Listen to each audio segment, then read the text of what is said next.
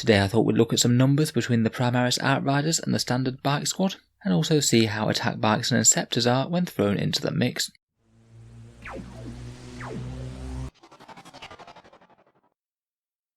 Hello and welcome back to Auspex Tactics, the strategy focused 40k channel, where we're all about getting the most out of our miniatures on the tabletop. So the Outriders are one of the more hotly anticipated Primaris releases, with a pretty sturdy stat line and a fearsome amount of attacks in close combat. However, their price tag at 45 points a model does mean that they're going to be weighed up against the other choices in the fast attack section. In this video I thought I'd compare their ranged and melee damage to regular bikers, attack bikes and Inceptors, look at their durability and also talk about a few of the other pros and cons of the units. So without further ado, let's jump straight into it.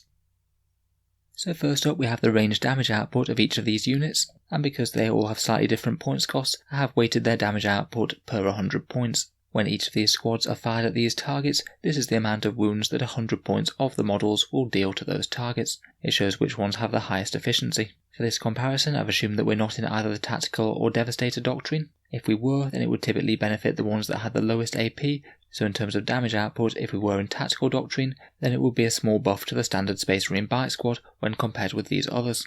For the comparison, I've armed the standard bike squad with a storm bolter on the sergeant, which is pretty much an auto-include at 3 points for the firepower of an extra bike. The attack bikes are armed with heavy bolters, and the Inceptors are also armed with bolters themselves. I know you can do plasma Inceptors and multi-motor attack bikes, but I'd see these more as slightly higher value damage dealing units that you buy in at a slight premium for some anti-heavy tank or anti-heavy infantry. We're going to be looking at the anti-infantry versions of these, as that's what the Outriders do. In any case, despite those twin bolt rifles, the Outriders do lose every single time in these comparisons. They do have some range damage output at fairly good range, but it is fairly underwhelming. In general terms, the others are at least quite close in terms of range damage output, with the standard bike squad with its twin bolt rifles and storm bolter winning out against the lightest troops, the guardsmen, and the assault bolter Inceptors winning out against every other target. Typically, if you mainly just want a ranged firepower unit that's quite fast and can jump onto objectives, then it's probably better to go with one of these ones, as you'll just get more damage out of them. The Outriders really need to be going into melee for them to be in any way efficient. I am quite impressed with the Inceptors' damage output here. They are slightly shorter range than everything else, but with that recent points cut, they are really pretty good general purpose anti-infantry machines. Moving on to melee damage output now, and as you can expect, the Outriders do the best in this. For this comparison, I've assumed that the models are making a successful charge, again with no doctrines, but I have made the assumption that the standard bike squad will be getting their standard chainswords upgraded to Astartes chainswords when the new codex comes out. I know it's not guaranteed, but it seems the most likely case of affairs for me, as they are called Astartes chainswords generalised for the Space Marines, as opposed to just being called Primaris chainswords or something. In any case, if the standard bike squad is able to pick up Astartes chainswords, then I'm actually kind of surprised just how close the damage output is. The Outriders on the charge get an extra 2 attacks thanks to their devastating charge ability, meaning that a squad with the sergeant has 19 attacks for 135 points. I was honestly a little bit surprised at just how close the standard bike squads could come to this, just because they are basically half the price of the standard Outriders. They're really not all that much worse, and provided they do get AP-1 on their chainsword attacks, then they're pretty much solid competitors. If you wanted melee bikes as well, you could potentially put something like a Thunderhammer on the biker sergeant, which would make them more efficient than the Outriders against the more heavily armoured targets. Not too bad for a unit that really outperforms them quite heavily at range. Compared with these two, the attack bikes and the Inceptors just aren't on the same sort of level, though of the two the Inceptors are significantly better than the attack bikes. I did include the chance of Inceptors dealing mortal wounds on the charge into these numbers. Finally, damage output is only half the story, so here's a quick look at their durability against various different weapons. This table shows the number of successful hits needed to kill 100 points of that unit. So for example, it would take 80 lasgun hits to kill 100 points of Outriders, but only 69 to kill 100 points worth of bikes. I did find it interesting that the attack bikes and Outriders have basically the exact same defensive profile, and at least to small and medium arms, they are the most durable units. Interestingly enough though, when you get to more heavy firepower, the Inceptors are the most durable when it comes to flat damage 2 weapons, just because it doesn't divide neatly into their 3 wound profile for Gravis armour, and the standard Space Marine bikes are the most durable against las cannons and other D6 damage weapons, just because each one is only going to at maximum kill 1 bike, rather than potentially kill 4 wounds of Outrider or attack bike.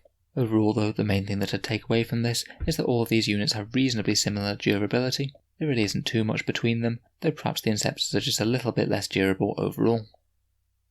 So overall, I'd say that everything but Outriders are good at range. The Outriders are best in close combat, followed hotly by the Space Marine bikes if they do gain access to Astartes chainswords, and there isn't all that much between them in durability terms. I just wanted to mention a few other considerations when you're trying to choose between these units.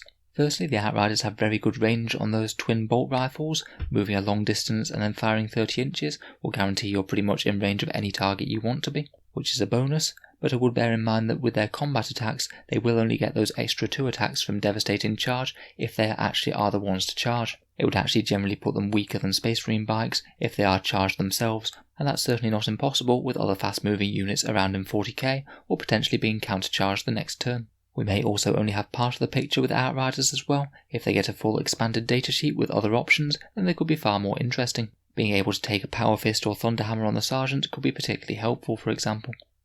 For the standard bike squads at the moment, they've got good flexibility in both large and small unit options. I think in general they will be maximally efficient with just 3 of them and a Sergeant with a Stormbolter, but you can create some very big units if you want to go all around with a biker strategy. You also do have the options for using special weapons, combi weapons, and power weapons on the Sergeant, all of which could better tailor them to your battlefield role if you want to soup up their firepower or make them even more hitty in close combat. For the attack bikes, there isn't all that much more to say. They do have good range with that heavy bolter and will benefit more from the Devastator doctrine on turn 1, but they really aren't quite as all-rounders as some of the others, having by far the weakest melee. Finally, the Inceptors have the most differences because of course they're not bikes. Having both the infantry and fly keywords are really handy for interacting with terrain and can gain far easier access to things like cover saves. They can also deep strike for free if you want them to, which means that they could be coming down in tactical doctrine for maximal use of those weapons, or the assault bolters going to AP-2 could be fairly scary. Probably their biggest weakness is that they do have shorter range weapons than the other guys, only 18 inches rather than 24 or more. They're not quite as fast as well, 10 inches rather than 14, and no option to turbo boost, though if you really do need the extra movement out of them, you can sacrifice their firepower by advancing them. If the movement is vital, then you can just take the accuracy hit on the assault bolters. And finally, they don't tend to have quite as many stratagems or synergy compared with the bikers, particularly in armies such as White Scars or Ravenwing. Getting access to rules like Jink when they will inevitably get them will be very good for the Outriders. So overall, as it stands at the moment, I think that these options for the Space Marine fast attack are at least fairly well balanced. I was honestly quite surprised at the comparisons in range and melee compared with the standard Space Marine bikes. While they're still around, they still seem to be giving the Outriders a run for their money, and at the moment they have certainly by no means been made obsolete. I'd still say that the Outriders are probably your go-to though, if you really want a fast, hard-hitting assault unit. I am also really quite liking the look of Inceptors this edition. Having better damage, as well as being infantry that can fly and deep strike, really give them some significant advantages as a problem-solving unit.